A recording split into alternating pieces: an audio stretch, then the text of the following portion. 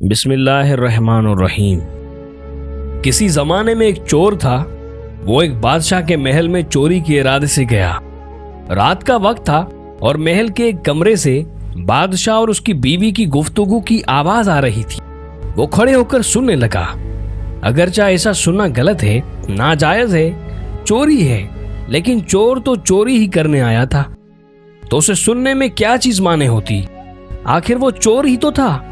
اس چور نے سنا کہ بادشاہ اپنی بیوی سے کہہ رہا ہے، میں اپنی بیٹی کی شادی ایسے آدمی سے کروں گا جو نہایت متقی و پرہیزگار ہو، بہت اللہ والا ہو۔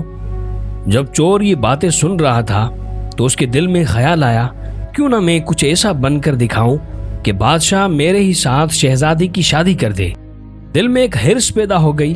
اب وہ چوری کرنا تو بھول گیا، لیکن دھوکہ دینے پر اتر آیا اور گھر جا کر بہت دیر تک سوچنے لگا، کس طرح میں اس بات میں کامیاب ہو سکتا ہوں۔ پھر ایک تدبیر اس کی سمجھ میں آئی کہ بادشاہ کے محل کے قریب ایک مسجد ہے، اس میں جا کر بزرگانہ لباس پہن کر اور ان کی وضع و قطع اختیار کر کے وہاں دن رات عبادت میں مشغول ہو کر بیٹھ جاؤں تو شاید یہ بات بادشاہ تک ضرور پہنچے گی کہ کوئی آدمی یہاں ایسا متقی و پرہیزگار ہے جو دن رات اللہ کی عبادت میں مصروف ہے، تو ہو سکتا ہے کہ بادشاہ کی نگاہ میرے اوپر پڑ جائے اور میں شہزادی سے شادی کے لیے چن لیا جاؤں۔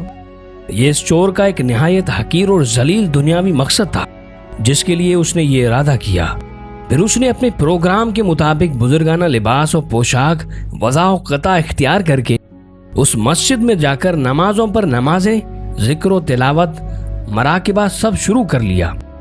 دن گزرتے رہے اور لوگوں میں شہرت ہوتی گئی کہ کوئی اللہ والے بہت ولی یہاں آ گئے ہیں جو دن رات اللہ کی عبادت کرتے ہیں۔ یہاں تک کہ یہ بات بادشاہ تک پہنچ گئی کہ یہاں کوئی اللہ والے آ کر بیٹھے ہیں، جوان، زہد و عبادت میں لاجواب، تقویٰ و طہارت میں بے نظیر۔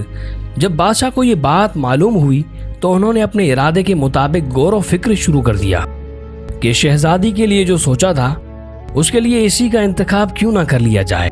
بادشاہ نے اس سلسلے میں گفتگو کے لیے اپنے وزیر کو بھیجا۔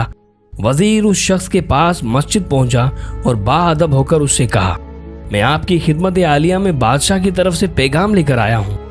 اس نے پوچھا کہ کیا پیغام ہے؟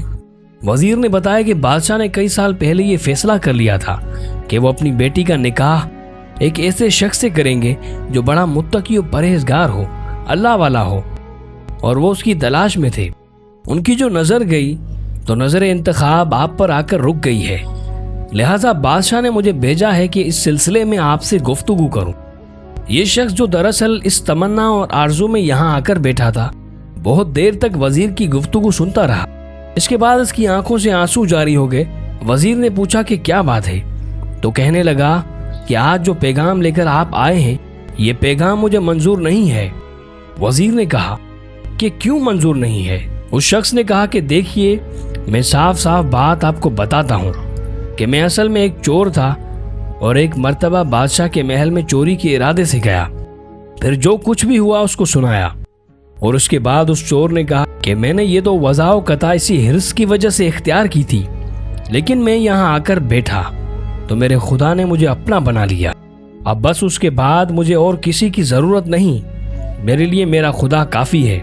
بے شک جب عبادت عبادت ہو جائے، نماز نماز ہو جائے، ذکر ذکر ہو جائے اور ہماری دیگر عبادتیں واقعی عبادتیں ہو جائیں، تو بے شک یہ نمازیں اور عبادتیں انسان کو برائیوں سے روکتی ہیں۔